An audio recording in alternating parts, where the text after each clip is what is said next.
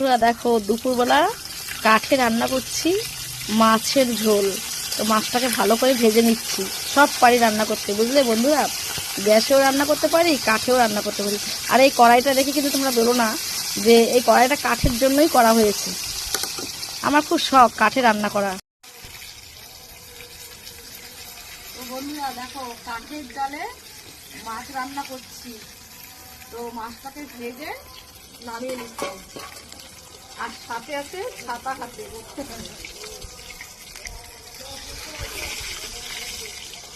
মাছ ভাজা হয়ে গেছে, নামিয়ে নিয়েছি। এই যে সব মশলা আর লাউ শাক দিয়ে, সিম দিয়ে, আলু দিয়ে মাছের ঝোল হবে। তো বন্ধুরা দেখো, এই রান্না হয়ে গেল। আর এই মাছ ভাজাগুলো ছেড়ে দিলাম। এই কাঠের জালে রান্না খেয়ে দেখো কেমন হয়েছে। তোমরা খাবে, কোনো ভেজাল নেই, একদম খাঁটি। তো আজ একটু ইচ্ছা হলো কাঠের জালে বেশ জ্যান্ত মাছের ঝোল রান্না করব। তো রান্না করেই ফেললাম। তো খেয়ে দেখবো, অবশ্যই ভালো হবে, কারণ আমরা হচ্ছে বাঙালি, বাস পুরো খাঁটি বাঙালি।